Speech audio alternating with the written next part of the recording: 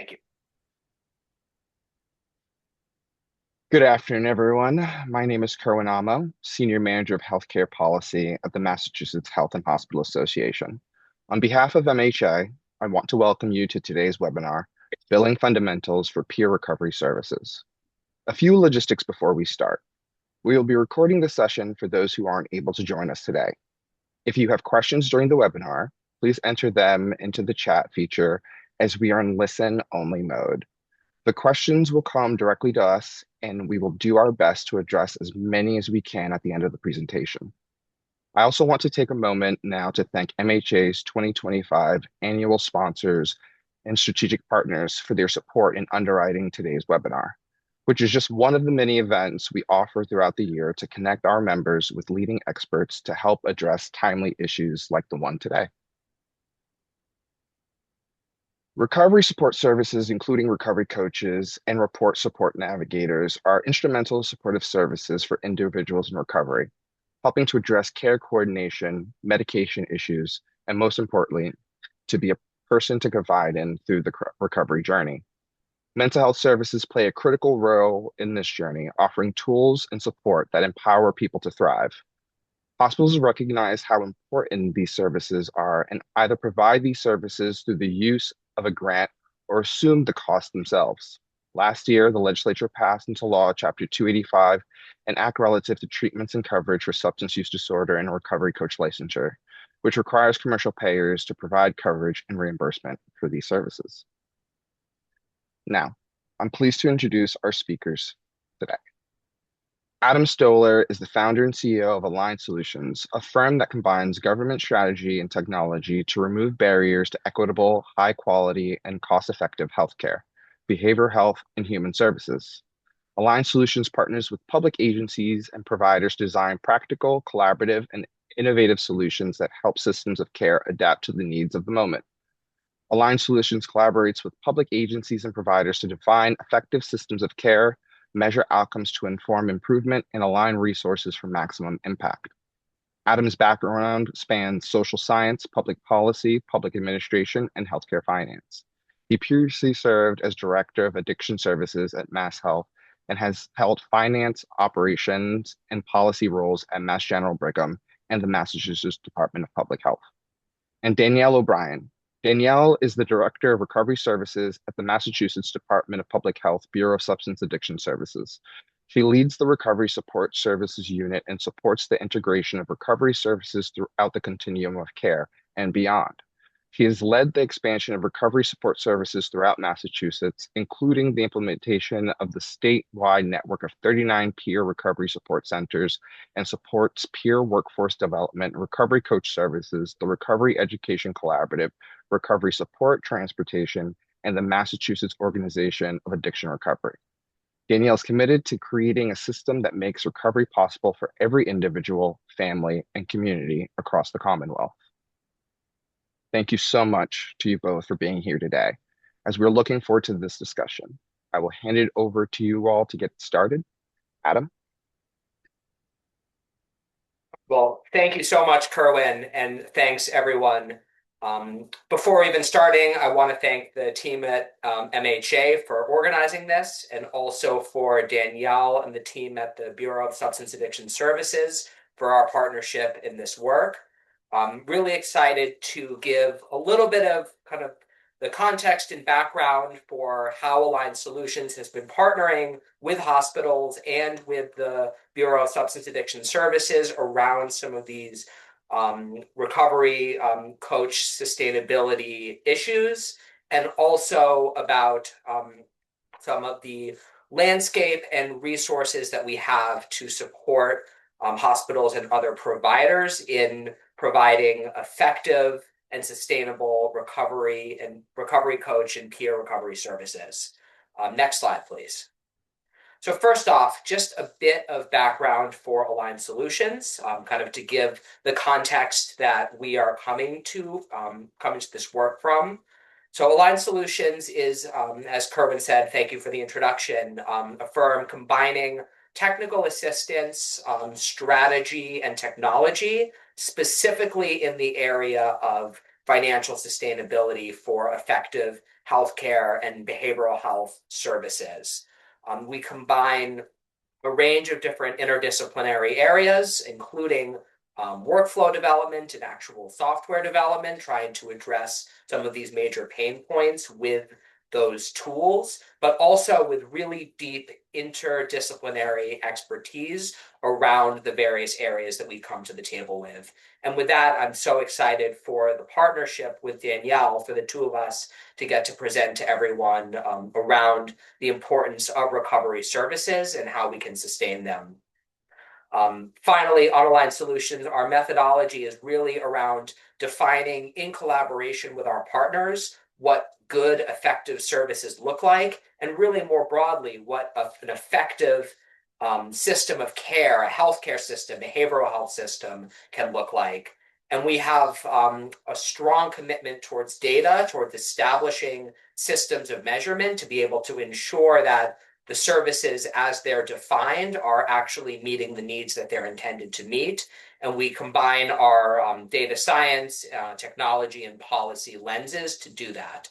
And then finally, kind of most pressing for today's conversation, as we're defining good, effective services and systems of care, and as we're establishing systems to measure them, ensuring that we have the right resourcing for where the services need to be. So looking at what actually makes an impact and identifying strategies towards making sure that there's sufficient resources in those areas. And recovery services are just a perfect example of something that has so many benefits and really needs explicit focus on how it gets reimbursed. Resource here in this context can certainly mean finance and revenue, but it also can mean technology, staff, workforce, the full combination of what needs to be in place for these to all be effective. So looking at this holistically is really the mission. As Kerwin said, my background is largely in Massachusetts state government at Mass Health, also at BSAS, and also working in government payer policy at a large healthcare system, Mass General Brigham. So really looking at the needs across policymakers, payers, public health, Medicaid, and providers, and thinking about a cohesive vision for how this can be achieved. Next slide, please. So let's talk about options for funding recovery coach services. So you're going to hear from Danielle a lot about the benefits of recovery-oriented and recovery support services, as well as the most effective ways to actually get fidelity to the model and the best practices related to how this can and should be offered to have maximum impact for the recovery and peer workforce, as well as for individuals impacted by substance use. For my presentation, really wanting to look at a few of the options for how this gets funded and talk through some of the trade-offs, pros and cons, and strategies related to them. So the first one there, as Curran mentioned in the introduction, grant-funded models. I think this is a really common, almost like the default understanding for how these services get funded. Historically, different organizations, certainly BSAS, but also many others, have put forward either direct funding to add peers to various service settings or broader models that incorporate recovery coaches or other peers and have that as part of the funding. So this is how a lot of the recovery coach services originally got stood up. And this allows for recovery coaches to be kind of embedded in various models and to have those overall costs covered. However, in particular, where kind of we are now in terms of the overall federal landscape and the general kind of economic climate related to healthcare and grants, moreover, really, we're looking at opportunities to take services that are funded by these grant-funded models and identify other means to support sustainable financing. We're seeing increased examples of grant-funded services either being terminated or kind of ended earlier than they were originally anticipated to end, and really, as an impetus now, trying to identify options and approaches towards getting other sustainable reimbursement for the really effective services being done here. And this is a lot of the context of our partnership with BSAS, is looking at services funded in hospitals, namely addiction consult services, bridge clinics, various models that have high evidence of efficacy and work really well, but looking at ways to maximize either Medicaid, either Medicare, or just other insurance reimbursement to support those models. So the work we've been doing here with looking at recovery coach billing is largely following under this framework of, as we're looking at what services are getting done, what are possible available options for financing them through other means. So that brings to the next item here, this kind of fee-for-service insurance billing. So I think, as everyone is aware, there has been coverage. There's been a fee-for-service benefit through Mass Health Direct, as well as managed care to support recovery coaches, originally in substance use and eventually mental health clinic context, behavioral health clinic contexts. But this has been expanded to allow for some greater flexibility in certain circumstances to be billed in other settings, such as medical practices, hospitals. The key with this, and a really important point we're going to keep coming back to, is the way to do this in a manner that has fidelity to the peer model and provides sufficient support for the peer workforce, including the organization's policies and procedures, the supervision, and the overall credentialing and support for the individual. So those are requirements for billing this as a fee-for-service benefit. But if those conditions are met, there is the opportunity to bring in new revenue directly for the work being done by recovery coaches. Again, this is for Mass Health across products, and eventually will be for some commercial as well, based on the implementation of the bill that Kerwin mentioned. So looking at for programs who either have recovery coaches funded through a grant, or kind of this other bucket here, provider organization funded, for organizations who have simply recognized the value of peer services and have made room in the budget to accomplish and have these positions. And there's many reasons to do that. One meaning run around mission, the organization's mission, significant considerations around equity, also looking at the impact of including peers and navigators for quality incentive targets, value-based care or risk arrangements, throughput or other goals. So lots of reasons why an organization can prioritize including peer services, even without a dedicated grant model. But in these cases as well, to support sustainability, in particular, knowing that budgetary pressures on hospitals are increasing, and are so recognizing that finding ways to bring in new revenue to support these services is definitely advisable, again, whether there's a grant or whether the organization has been supporting it themselves. There are also certain situations where recovery coach, peer, or other costs are included in an overall bundle. So this is a case where it actually is getting paid for by payer and insurance rates, but are not necessarily parsed apart and billable separately. So an example of this is in the federally qualified health center setting, where you have federally qualified health centers who are billing a combination of medical and a behavioral bundled rate, which is inclusive of these costs. So as an organization, one of the initial steps to identify the opportunity for billing these services is to confirm what is the current funding source for my recovery coach and peer workforce. Do we have this from a grant where we could actually peel certain pieces out? Are we supporting this ourselves? And then we have a real opportunity to either grow the program or to capture new funding associated with this billing, or are we in an environment where this is already accounted for kind of in the overall rate? And based on these circumstances for the organization, there are different strategies for making sure that you're fully capitalizing on all available funding that can come in. Moving on, another, of course, area is philanthropic support, and this is also pretty closely tied in with provider organization funding. In cases where there is some sort of donor or resource made available, this is a great use.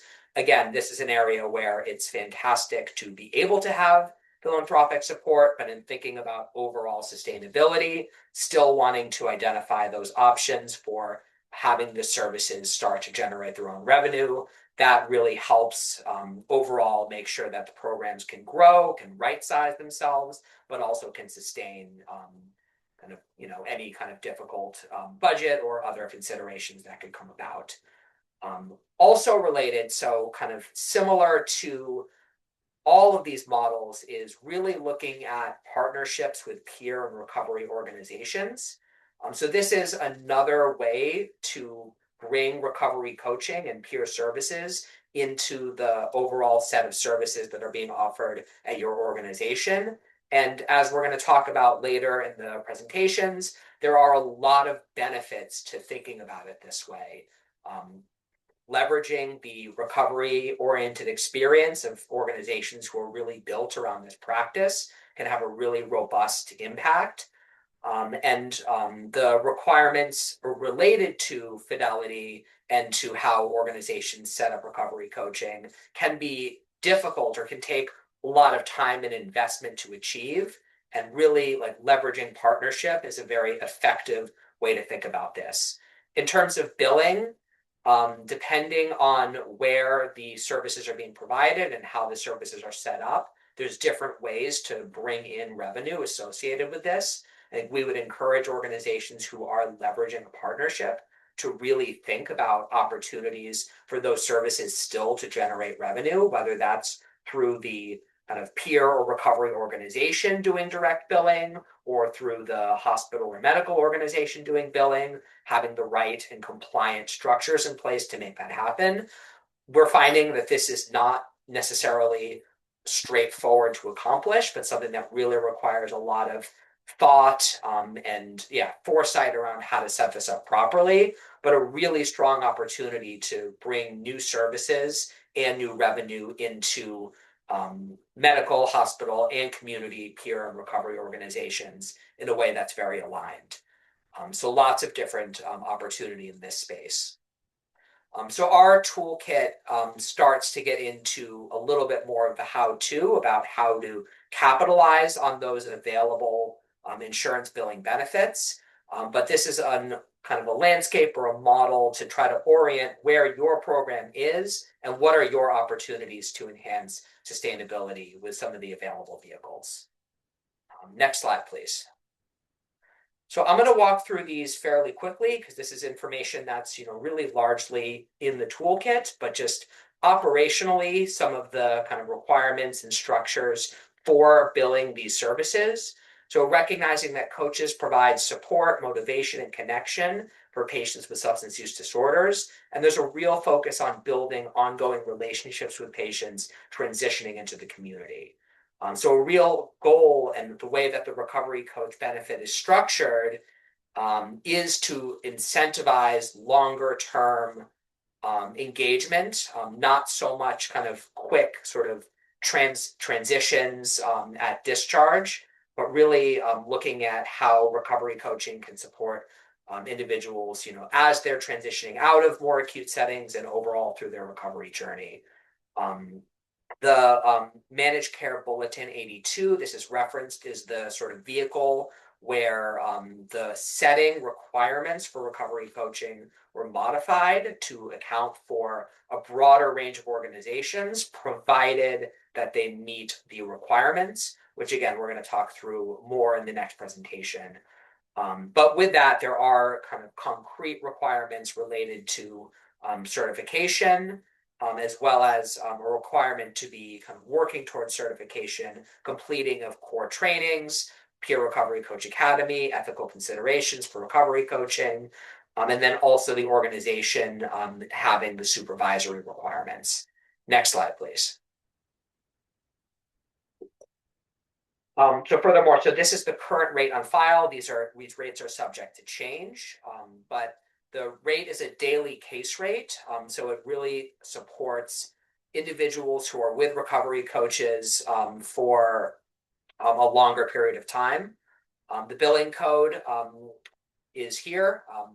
Those who want to enter it have it here. It's in the toolkit, and we have more information about what plans and kind of how this is set up. So again, I'm not going to belabor this here because all this information is available. The toolkit will be sent out as a follow-up to this webinar, and it will also be on the Align Solutions website in our tools and resources section. So we'll make sure that everyone has it. Next slide, please. Again, sort of going through part of the goal with the benefit as it's set up, as again, I've been reiterating and we're going to continue reiterating, is to make sure that organizations who are providing the service are able to bill it and conduct it with fidelity to the peer model. As such, there are clear requirements both for the recovery coaches, as well as for the supervisors, as well as for the organizational culture more broadly, which are really evidence-based to ensure that the experience for the peer workforce and for the patients or the individuals impacted by substance use are very like seamless and effective. We know that this is really an important area. There's been a lot of research on this, which we'll hear about. So next slide, please.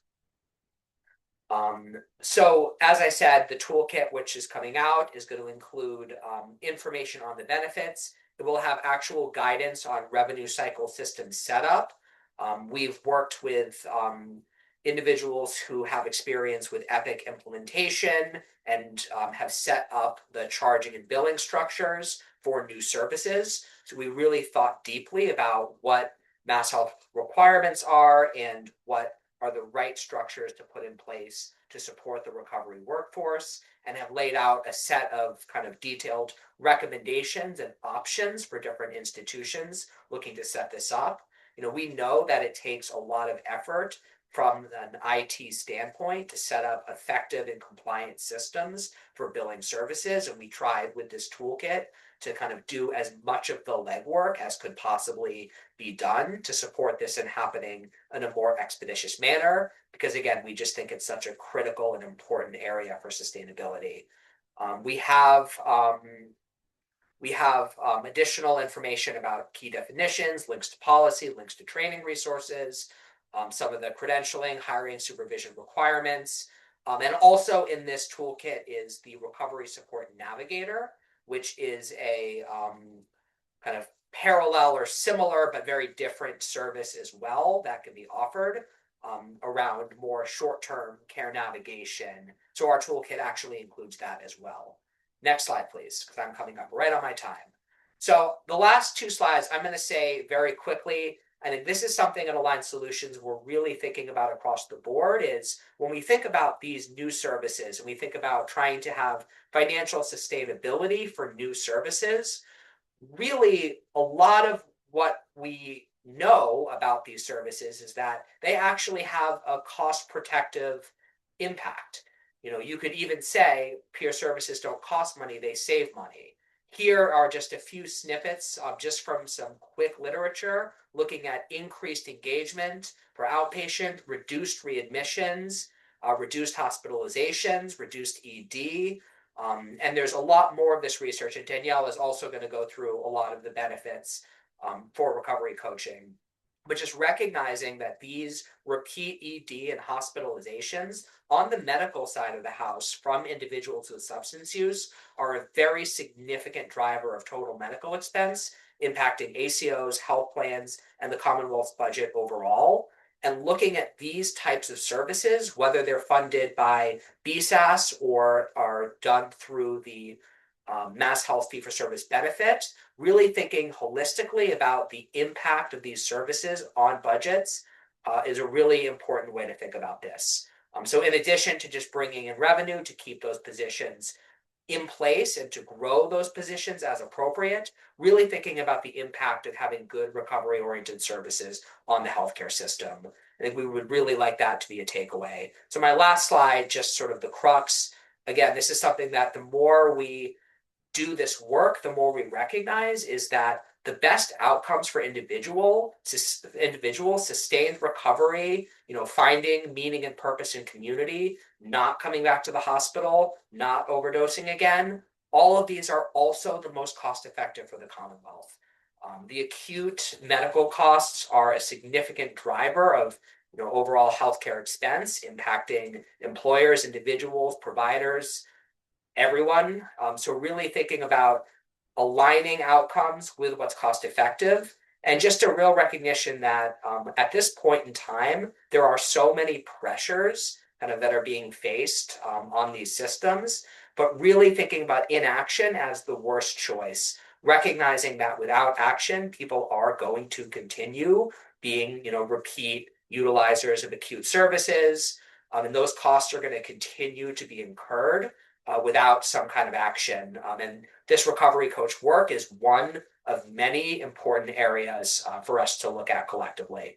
So thanks all very much. Excited for follow-up and discussion, and we hope that you appreciate the tool. And I'll turn it over to Danielle for the next presentation. Thank you very much.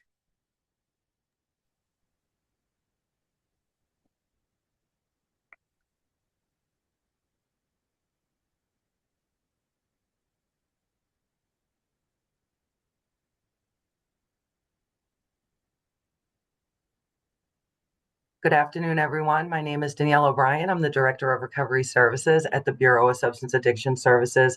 It's great to be here with all of you today to have this opportunity to present on best practices for effective implementation of recovery coach services and really looking more into effective peer integration. So moving beyond implementation to really integrating peers.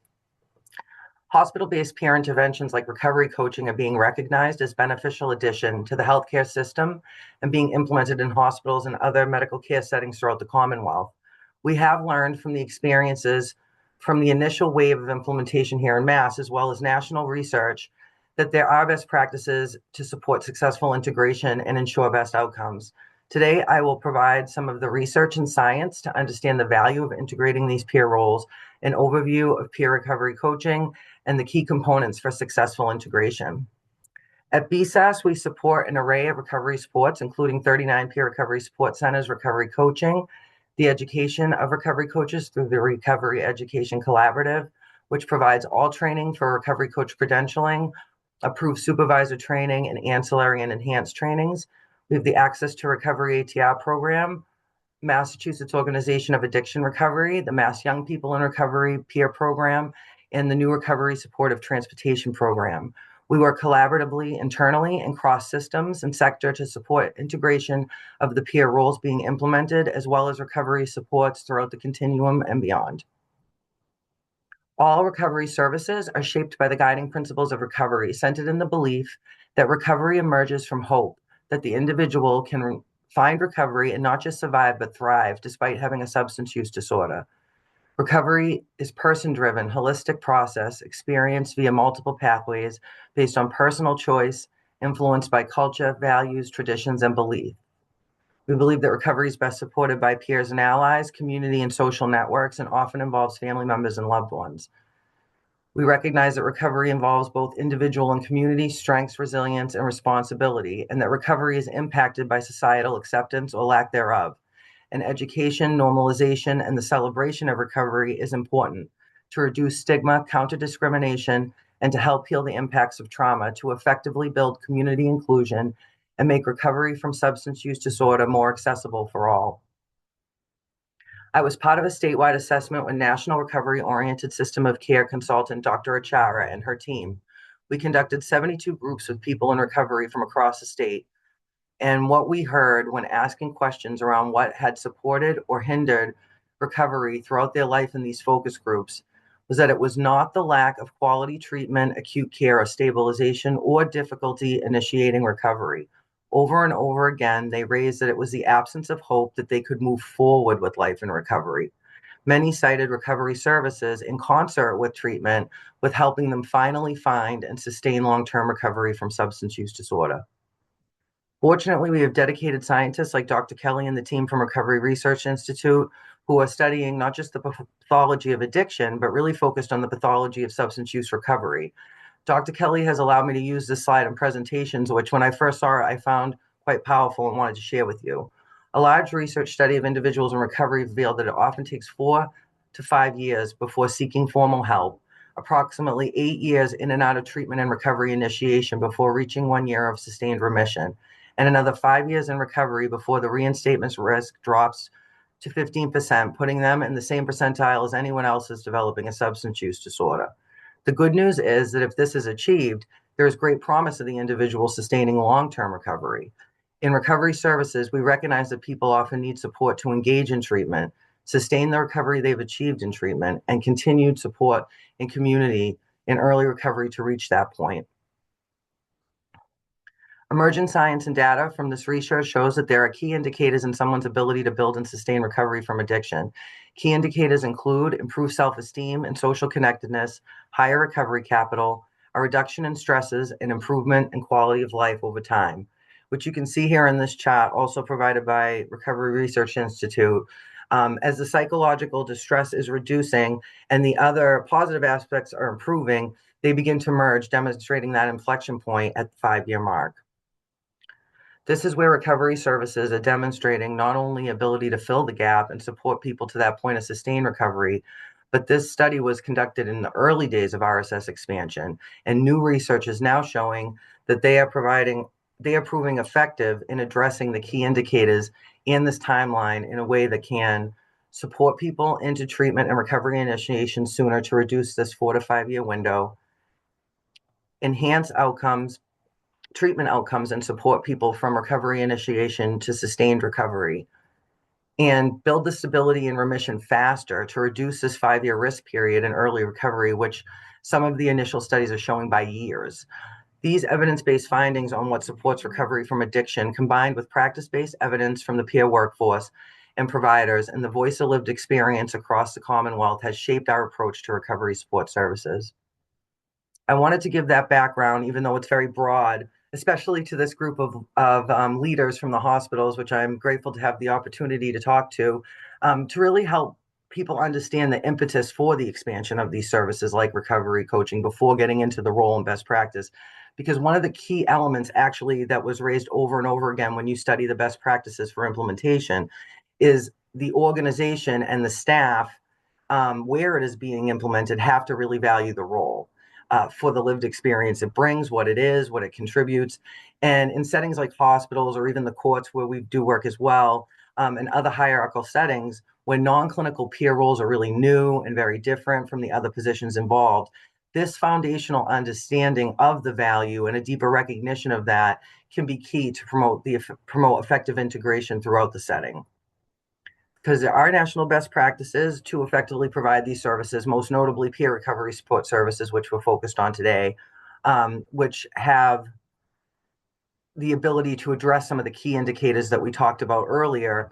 And in Massachusetts, the two biggest are the peer recovery support centers and recovery coaching, which are both filling system gaps and effectively supporting people through the continuum.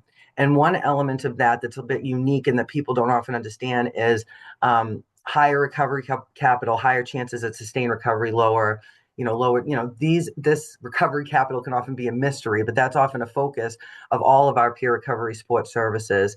And it's really looking at the critical elements that an individual possesses or that exist within their immediate surroundings that function to support and sustain recovery. So this is what peer services are doing in different ways. For example, at the centers, it might be activities or supports and opportunities that build capital.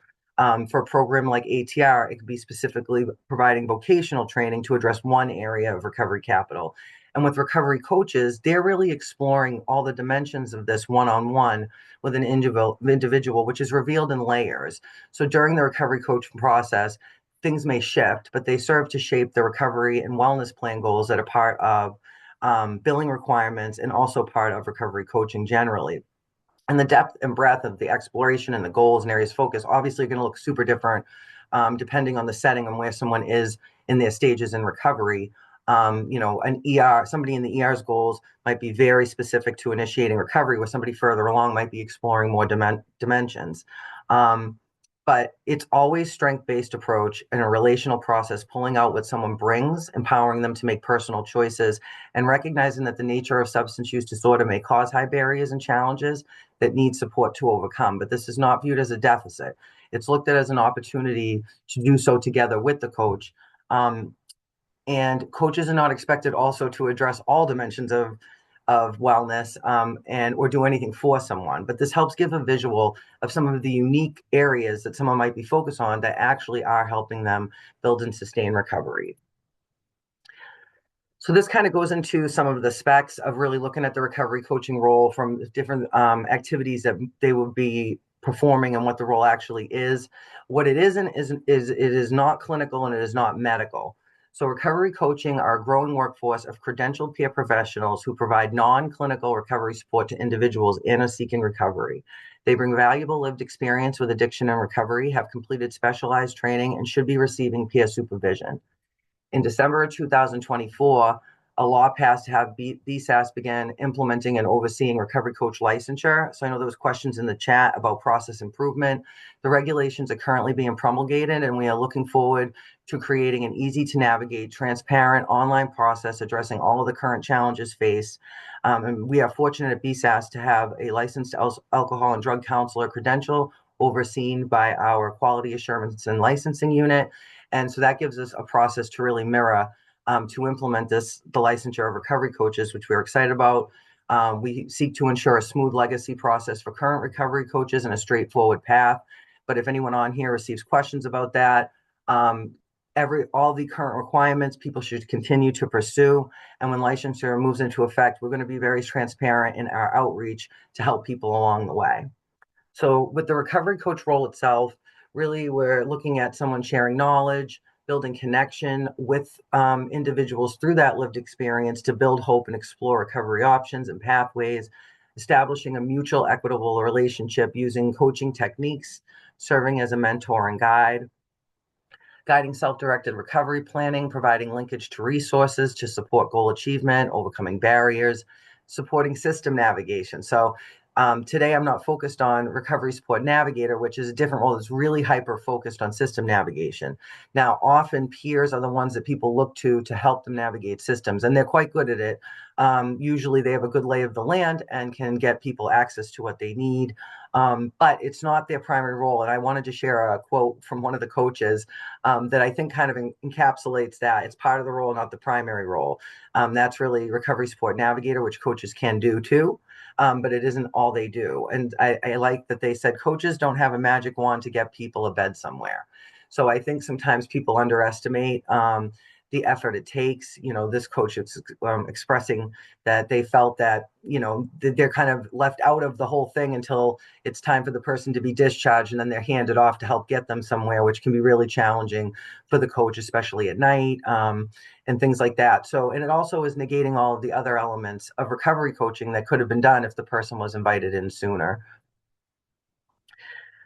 An advocate and a role model promoting self-efficacy and accountability. They may provide temporary assistance with transportation to get people to where they need to go, some important appointments that are relevant to building capital, to explore recovery pathways and community.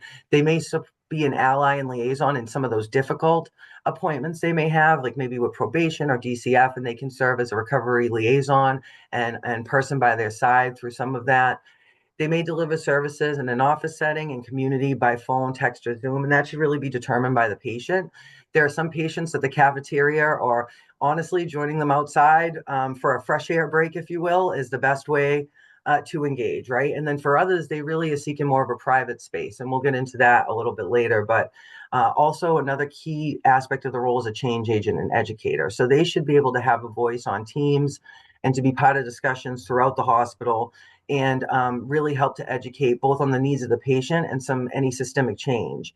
Because one of the biggest challenges the role faces is maintaining fidelity to the model. What we've learned in practice, it's when fidelity of the peer role is honored, embraced, and properly supported, great things happen. When it is not, there are challenges, and providers will share on those challenges a lot of the time. Burnout, difficult situations occurring, ethics issues. We have high turnover rates. A lot of that can be avoided with really honoring the role and understanding what is being implemented.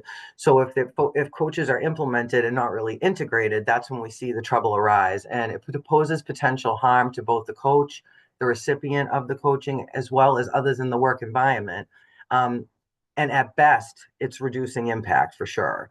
And most of this is solved if everyone involved, from leadership to colleagues, have a thorough understanding of the role, both what it is and what it is not. Introducing recovery coaches in the hospital setting has unique challenges for the providers, health systems, and the peers themselves. The first step is establishing a way to finance the recovery coach program, which Adam laid out and is critical. But whether grant or billing, it should consider peer salaries, funding for peer supervision, and petty cash fund for the coaches. The next step is really ensuring best practices for implementation and effective integration. These are the things that will help avoid burnout, ensure retention and fidelity, and enhance outcomes and impact. I hope today that what is reviewed can help hospitals, whether already doing the work or contemplating implementation, and identifying organizational strengths or areas for improvement, maybe to help with planning and assessment with considerations and determining the best path to take to provide recovery coach services effectively, whether that is employing recovery coaches directly and committed to establishing these structures within the hospital, or if it seems it's best to leverage the community-based behavioral health provider network that we have, who is established in providing these recovery coach services, to become partners in this work. Regardless of which approach is taken or already happening, all hospitals do have a responsibility to ensure effective integration of and support of this role. So one of the key first steps is ensuring organizational readiness by assessing, planning, and committing. And I include a link that I'll actually put in the chat when I can, that is to a toolkit.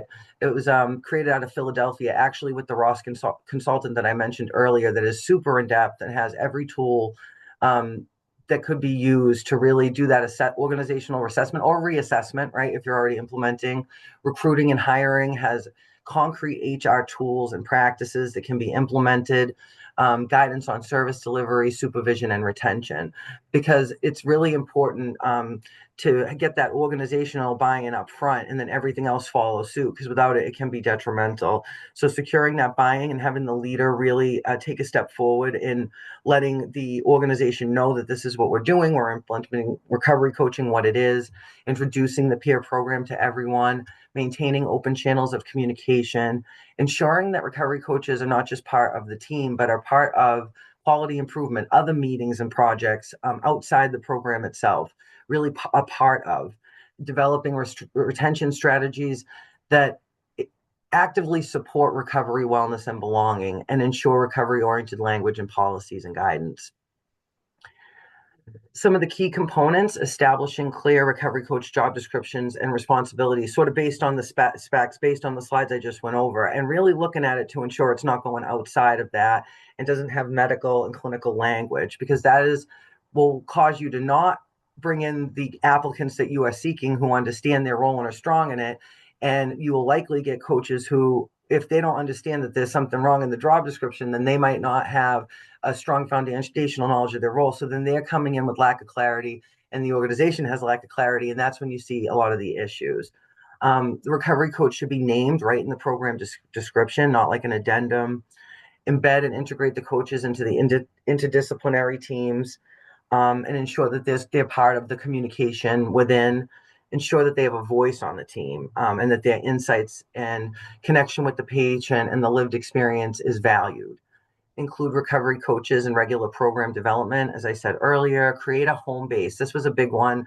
We gathered feedback from a bunch of coaches who work in different hospital settings, and all of them stressed that it was really valuable to have a space whether that's just to connect with colleagues occasionally, have private space to complete their administrative tasks, or actually meet with folks that they are providing services to. Not everybody is appropriate, like I said, for outside or the cafeteria or out in community. Some people actually are looking for a more intimate, private space, and there should be that space available to the coaches. And then identify an influential champion. And I would actually add an S to that, champions. Ideally, it would be a recovery leader and a clinical leader. In organizations that have that, we see that the team feels very well supported.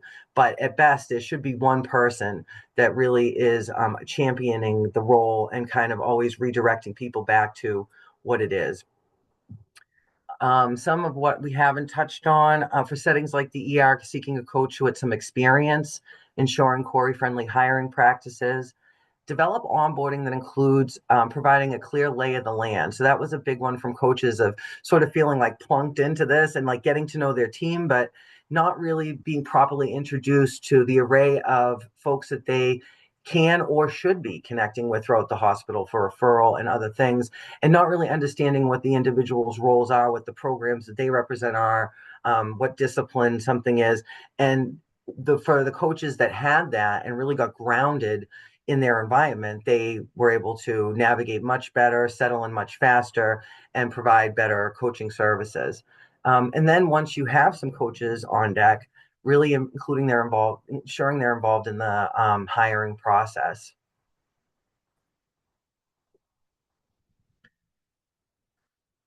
Some other aspects of supporting the role, leadership support, limited administrative burdens, ensuring folks are trained properly on EHR and all other administrative responsibilities, which can take time. It might be very new for them, but so making sure that extra support up front to ground them in their administrative responsibilities, but also trying to avoid tacking on anything that is not necessary, because everything that they have to do in addition to really takes away from their time helping people, which is where they shine most. So we want to keep the administrative burden down. Provide clear channels of communication. This is a big one, especially between the supervisor. So in our organizations that do this really well, they have someone that they can call and run things by when they are experiencing a complex situation. They're able to text and get support pretty much all the time. And that's proving very beneficial when a coach is really stuck and doesn't know how to proceed.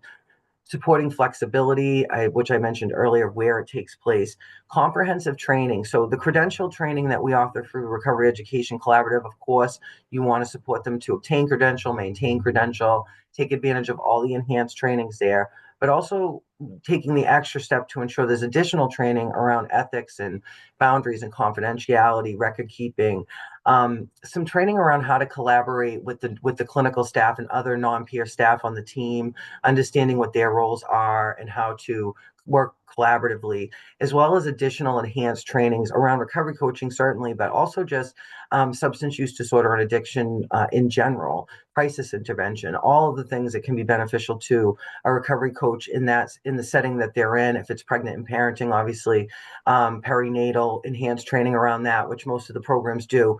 But the more additional training they receive as they go, the better off it is. And unlike the hierarchical, like further education that you might see in most positions within a hospital, this is their further education, right? It's like a constant training and skill building and learning that's taking place. It doesn't really end, right? It's constant. And this is when you develop really seasoned coaches.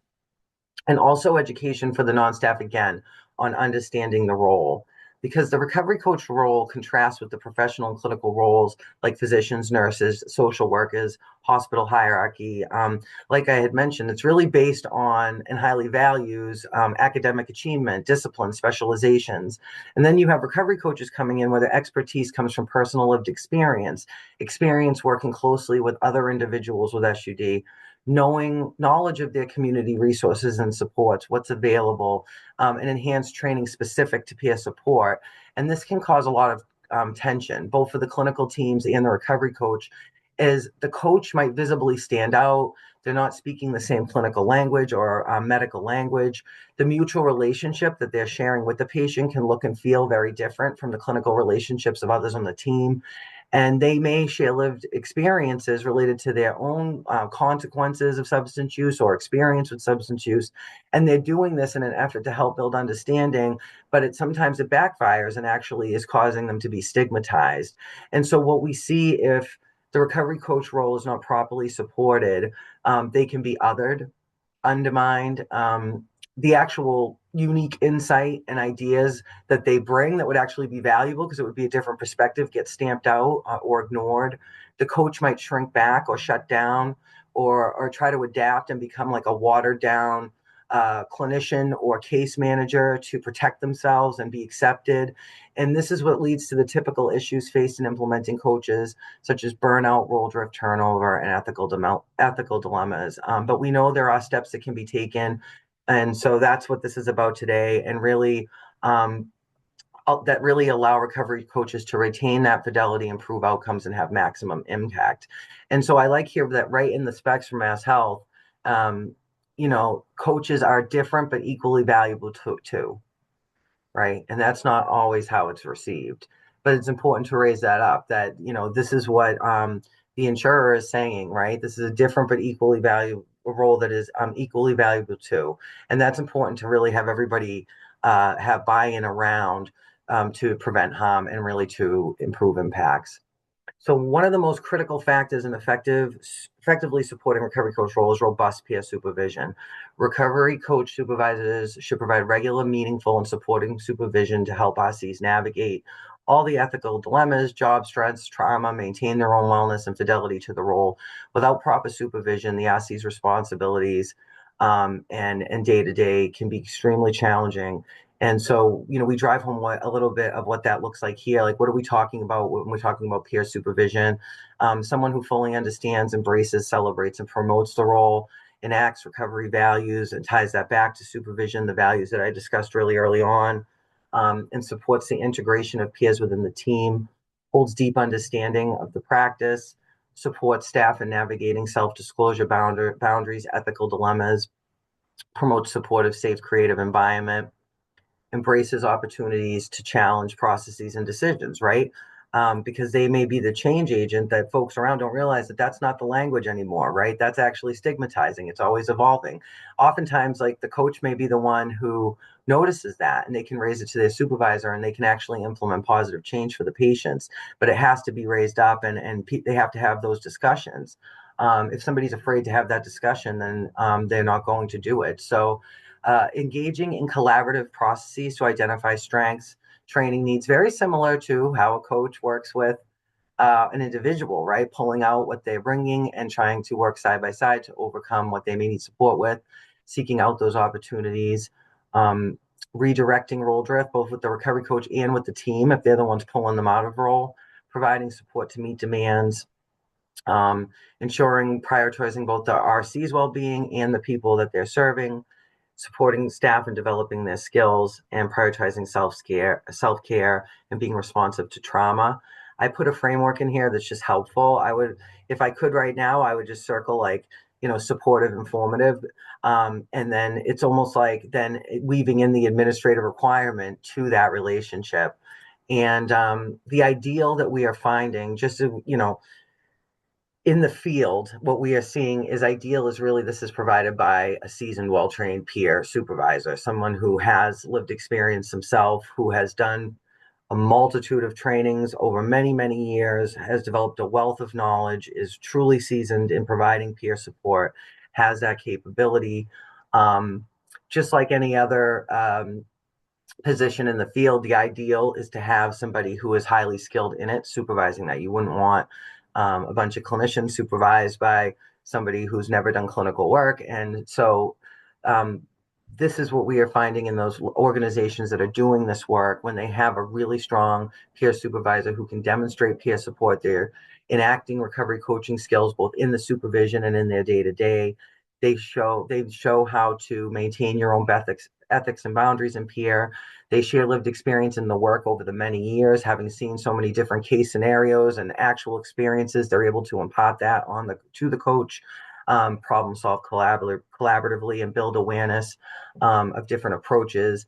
And over time, the seasoned peer recovery coaches eventually become really good at speaking the language of both the peer and maintaining that, as well as they've learned over the years how to shift and communicate to clinical and administrative teams and oscillate back and forth between the two. And this can be really helpful for the recovery coaches, as they can look to that as somebody to mentor, as a mentor, and who's building that skill in them.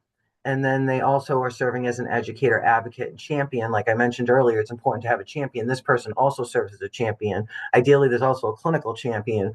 But this is what we see in the organizations who have the lowest turnover, the most satisfaction among coaches, and really good data outcomes. And I love this quote that was actually said at the Graken conference last year when I was on a panel.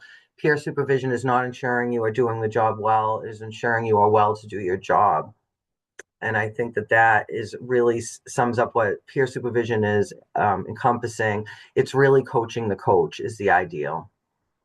Okay, so what does that look like in some of the organizations that we've seen? So instead of a clinical or administrative or a grant supervisor directly overseeing all of the RCs, we're seeing a peer supervisor that's actually reporting to that individual, and then the peer supervisor is providing the direct supervision to the RCs. And in most of the organizations, it's much larger than this.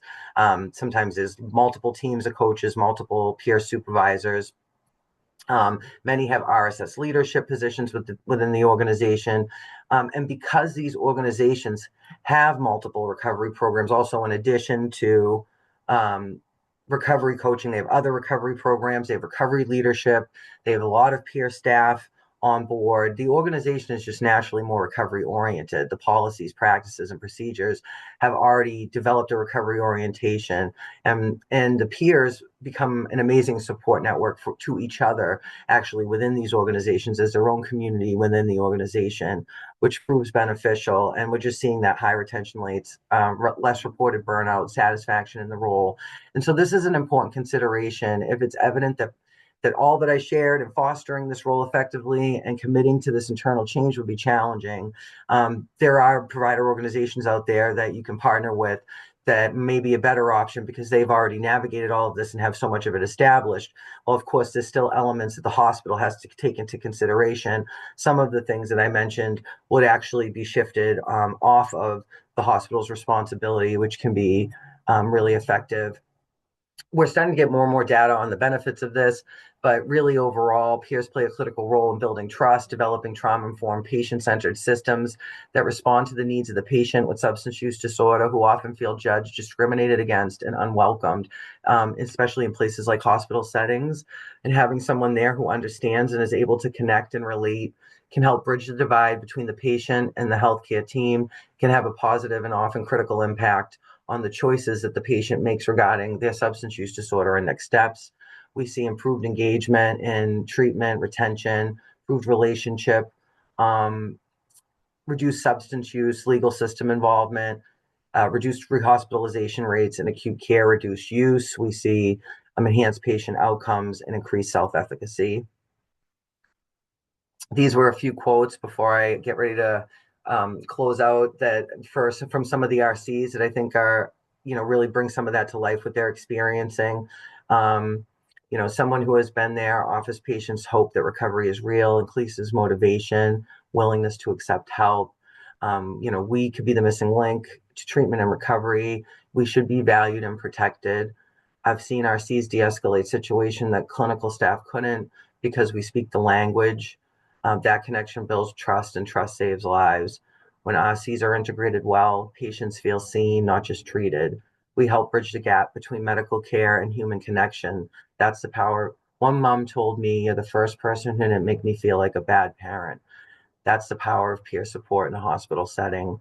And the data shows that it is having those benefits and having an impact. So we see that there is a challenge among the coaches around their experience and being implemented, but we also simultaneously see some really great data coming out on the value of them being implemented. So that really puts the onus on the settings and the organizations that are choosing to do this to recognize the value and kind of take a step forward to ensure they do feel like that coach said, honored, valued, and supported to do what they do. These are just a few of the studies. I was digging around, and it's fascinating how much more is coming out now than ever in the past, which excites me. But peers are uniquely positioned to engage individuals and help connect with SUD treatment, either in hospital systems and community. And this is the particular utility in the hospital and clinical environment.